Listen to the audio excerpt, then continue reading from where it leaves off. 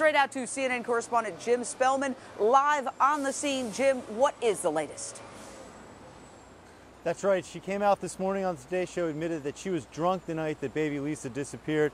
Later that afternoon, high-powered New York attorney Joe Tacopino shows up on the scene to take over handling the story and immediately lays out two possible scenarios of how her being drunk could affect it. One, she's too blacked out, doesn't hear somebody break into the house. And two, if she was so drunk, could she pull off something like this? Trying to hit the reset button on this story and change public perceptions. Jane? Yeah, well, I got to tell you, People magazine had an astounding article where they interview the mother, and she says some things that are actually quite disturbing to me. Steve Helling, your staff writer with People magazine, give us the lowdown on your article, which really is riddled with bombshells.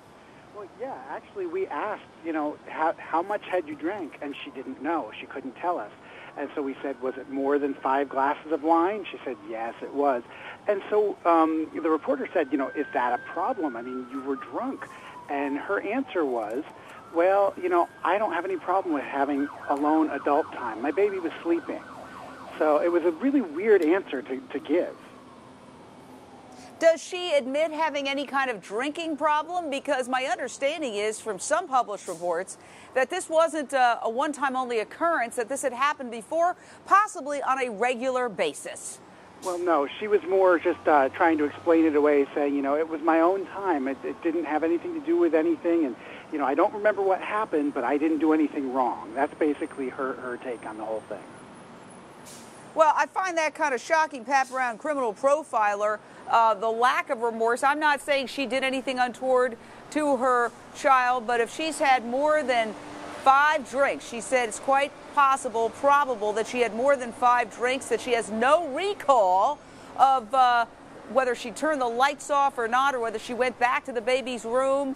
And yet she defends this as saying, there's nothing wrong with that. I'm having some adult time. Hello? She's got 3 kids, including a helpless baby, a 6-year-old boy, and an 8-year-old boy under her care. Look at this baby. We're looking at video of this baby. This baby is completely, utterly helpless, dependent on an adult caregiver. How can she say that she doesn't see anything wrong with getting essentially wasted? Well, Jane, that is concerning that she has no remorse or thinking that she's done something wrong. And she also has no remorse over the fact that she clearly is telling a different story now. So that means she's either lying before or she's lying now. Is another possibility that she didn't get drunk and she's using this as a defense. And I'd like to know when that 911 call was made and when the police moved in, was she, trash drunk when they showed up? Or was she really not that drunk? And is this just something new that is going to be the cover for whatever happened? Well, you know what? You raise an astounding point that I never thought of until just this second. I wonder if when the 911 call was made, she got on it at all, and was she slurring her words? Do you know anything about that? Alexis Tereszczuk, senior reporter, Radar Online. We know that a 911 call was ultimately made, but we do not know, to my understanding, whether she was on the call herself or whether it was her husband who had come home from working the night shift at about 4 in the morning. So what we understand that it was her husband who made the phone call. It wasn't her. He, in fact, woke her up. According to everything that we've learned, he went in the house. He saw the lights were on. He noticed the baby's door was open. The baby wasn't there. That's when he went and woke her up. She didn't even notice this. But from what we've heard, it was the husband that called. They're not going to release the 911 call, I guess, until there's a resolution to this case. But from all reports, he is the only one on the call. All right, we have more of the mother sound, the mother talking, the mother of this missing child. Let's hear of what she has to say. Were you drinking that night? Yes. How much? Enough to be drunk. So you were drunk? Mm-hmm. A lot of people are going to say, Deborah, you were drunk that night.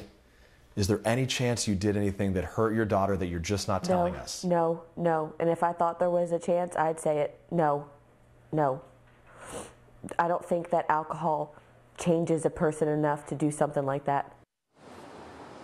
Well, that's baby Lisa's mother on NBC's Today Show. And again, I want to stress that The police are saying they have no suspects in this case and no persons of interest. So this mother is not a suspect. And we do not want to in any way point the finger at her. We are simply analyzing her words. And I have to say, as a recovering alcoholic with 16 years of sobriety myself, and hopefully, knock on wood, if I get to April, I'll have 17.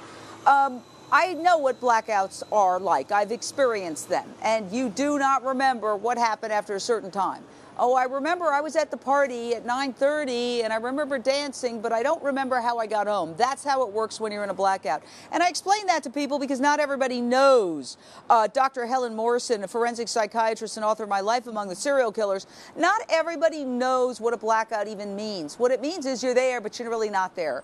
So when she says, well, I don't think alcohol makes you do anything different and it doesn't change your personality, the fact is if you're in a blackout, you don't know what's happening, correct? Absolutely. And what happens is a blackout basically means that you don't form memories. You don't wake up after you've had a blackout and say, oh, I remember what I did. But the people around you will tell you everything that you did. You look normal. You can act normal. You can do very complex things, and you can also say to yourself, well, gee, I just don't remember, and that's absolutely true, and that memory does not come back.